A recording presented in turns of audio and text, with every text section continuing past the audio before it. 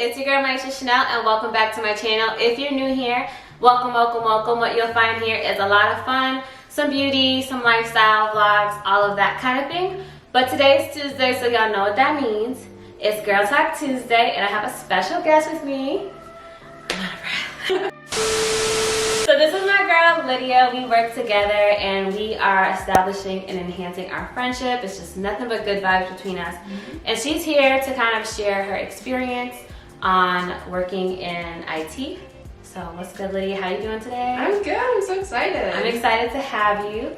So can you just tell us a little bit about yourself, like what got you into information technology and like, you know, things like that? Sure. So I first got into technology when I was in college. So I got into it kind of late, like later than most, I would say. Okay. And I did it because it was like I wanted to get rid of the math requirement for my degree. Like I was an English major first, okay. So I was always kind of like more into the arts and humanities. But then I kind of like, I wanted to be an English professor, but it didn't really feel right. So I was looking for something that felt more like me. And I took a computer science class and that was like, it changed everything. Love at first sight. Yeah, it was. And it was something that I had never even considered before, and it was just like immediately so cool, and I just loved it. Yeah. So that's dope, because I know a lot of people, especially when it comes to school, like we don't know like what we want to do. We get all these prerequisites and these core courses that we have to take, and it's like, oh, I don't know. Like I know personally for me, I started off as an accounting major, and y'all saw my video with my mama in Vlogmas. If you didn't, I'll post it up above, but I can't account for anything financially. So what has your experience been like in IT, like being a woman? Being a woman, I mean, I think for the most part it's pretty good. So like I've never experienced anything like crazy sexist or anything. Okay, so like it's been mostly pretty nice. But there are times where you're kind of like the only woman in the room. Like that happens a lot, and that's something I've had to get used to, because it's not like you're being really like left out of things, but sometimes you're just kind of like looking around and like noticing like I'm kind of the only one here, and I feel kind of like the odd one out, and so that's like something that I had to get used to, and also like I would have to build my confidence around. Do you feel like that like brings pressure? Like do you feel like you have to represent an entire community of women? Yes. Like being the only one. Oh my god, yeah. And I feel like I have to prove myself. I have to like outperform everybody, and I know it's like it's crazy, because it's just like there's so much pressure, but like, you know, you're just trying to do your best. Yeah. I'm sure you are too. So be easy on yourself, because I know not only in technology but women in a bunch of different industries, a lot of times there's a bunch of industries that are like heavily dominated by men. So I'm sure there's a lot of people who can relate to this, but yeah, definitely in technology I would say, you know, being a woman and a woman of color, like the numbers are low. So yeah, definitely. And there have been like some experiences where it's not like an act of aggression against you, but it's just like maybe someone makes a comment that's a little rude, and you kind of wonder like, maybe it's just me, maybe it's like a personal thing, but maybe like my gender is a factor, and like sometimes like you just wonder if that has anything to do with it. It's tough. I think as long as you stay focused in your career, focused in you, like, you know, hopefully that stuff doesn't matter. Hopefully we see less of that. Going back to like your start of, you know, your career in IT, how did you know like what path? Because there's so many different ways you can go. There's so many different languages, so many different like software programs. Like how did you start your path and identify like, hey, I want to learn Python. I want to be a subject matter expert in that, or whatever it is. It's tough because, yeah, like you said, there's so many different things. And like being in college, you don't really get the full experience of it. Like you have your little projects that you work on, but you don't know what it's like to be an actual software developer working on like giant applications. And it's just like, it's just impossible to teach that kind of experience. So that was something that I kind of had trouble with, because as I was applying to jobs going out of college, I was like, I want to be a Java developer because that's what I had experience in. That was like my comfort zone. But then when I got hired as a Java developer, I realized it was not for me. Different ballgame. Yeah, hated it. Yeah. So it's kind of hard to know. So what I would recommend for people that are maybe still in college is if you can take coding classes, definitely like electives, do as many of those as you can, because going to a liberal arts college, they kind of had more of a focus on theory and stuff like that. So I didn't really get a strong technical background. But so if you're able to take coding classes, definitely do that. And then also like internships, if you're able to try diverse like fields for that, that's an option. And then I think the most important thing, or like what's helped me the most, is being in a rotational program. And like I applied to a bunch of different leadership development programs when I was looking at jobs, and those are the best because like we both have had the experience where we can try out different things and see what fits. And there's just like so many companies have that as an option. So that's true. I mean, for me, I didn't even know when I applied to the company that we work at that I was applying into a rotational program.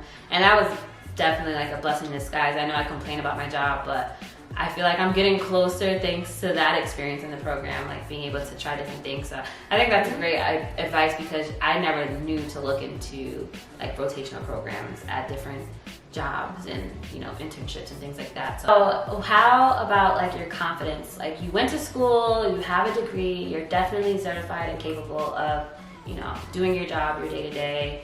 Do you struggle with confidence with your job? Does that stem from like being a woman? I know we kind of touched on it a little bit, but how do you like combat that battle of like confidence in IT? Yeah, that was a huge thing when I was first starting. And I think a lot of new graduates face, like, there's this little hump that you have to get over where you kind of realize that college can't prepare you for everything that you're going to face at work. And there's like, sorry, you're just saying things that hit home. Yeah, I know, because everybody experiences it. Because there's like, I know people I've mentored, I've told this to, like, they have 3 months where they're just not going to know anything, and then after that maybe they'll like understand what's happening in a meeting, and then it'll be like 6 months before they actually like know what's going on or you're able to contribute in some way. So there's like a huge learning curve, and that happens to everyone. So that was like the main thing that I had to like work with my confidence on. Yeah. But I think otherwise, I mean, yeah, like we were talking about just being the only woman in the room and kind of like getting used to speaking up for yourself and advocating for yourself and getting your ideas heard. That's a really hard thing, but it's just something that you have to practice, and I kind of have to like force myself to just say things. Yeah. I'm sure it probably gets easier the more you practice it, right? Oh, absolutely. Why do you think it's important to have women in this field? I mean, I feel like it's just the obvious thing. Like, why shouldn't there be? I mean, I know that there are, right? Period. So, but there are also like, there's real science behind it. Like when there's diverse groups, they just produce better work than when everybody kind of like looks the same and has the same experience. So it's really important to have women in the workplace and also like in leadership positions. Like there's one example that comes to mind, because I haven't really had many women that have been like in my organization above me that I can look to as a role model. And so like I'm part of this Women in Technology committee in our area, and being in that group was like eye-opening for me, because it was just a room full of women who are all successful and confident and like had great ideas, and like it was just a great room to be a part of. Inspiring. And yeah, it's so inspiring. And it, like I had never really pictured myself being a leader myself until I saw all those women. I was gonna say, girl, I feel like I'm already sitting next to a CEO, like it's future. Just a blazer. I appreciate you for being like super organic too. Like it's catching me off guard. Usually, like I can keep up, but I'm just like falling in love with your responses right now. Oh, I wish I could hear you, you know, when I was in college. So.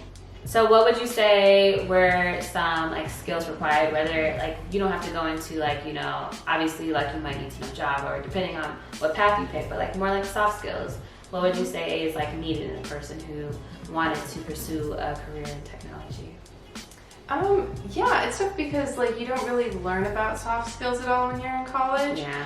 And I know like people in IT aren't always the most social. Personable, yeah. So I would say like that's something to work on, and that's something that I've had to get better at too, is just like putting yourself out there and like setting up time with people that, you know, you wouldn't normally meet with, just to get to know them and like try to get that mentor relationship. So.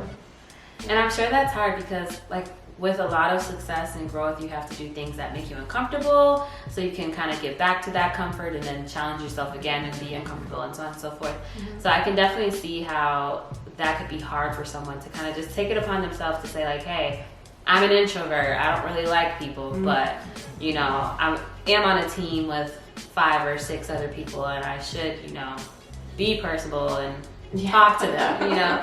So it's definitely, I'm sure it's definitely hard. Like me, I've always been like an extrovert, like let me be your friend, you know. So I've never had that problem, but yeah, I can see how that's a challenge, definitely. Yeah, because that's something that you do need for your career, and like everybody says that, and I would hate hearing it. Like, yeah, you need to network. I'm like, I can just like be on my computer and be fine and just like stay there all day, but yeah, that is a required thing. So would you say like this panoramic, because if I say it on YouTube, has like been like your happy place? Like if you are like naturally like, you know, to yourself, like are you thriving right now, or are you kind of having, I know this is a little off topic, but just curious.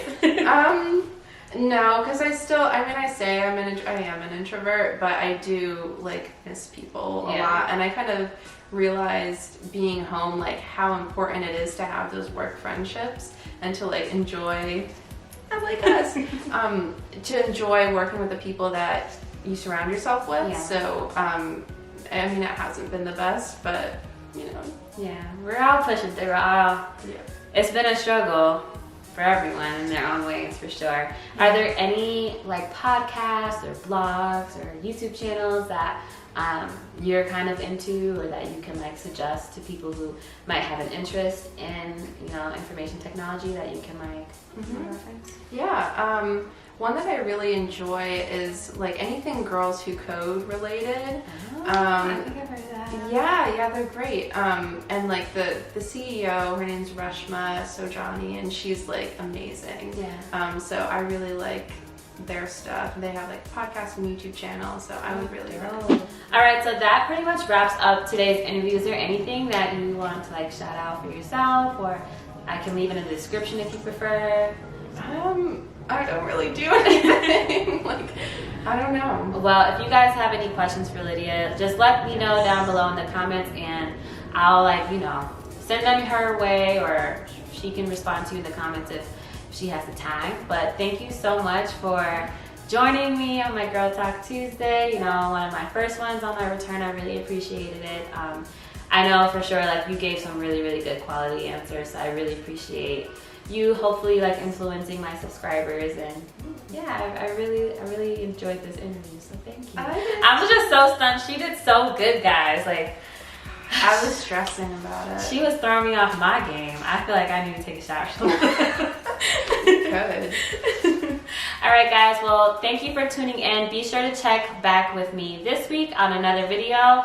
Don't forget to like, comment, and subscribe, and I'll see you guys later. Bye.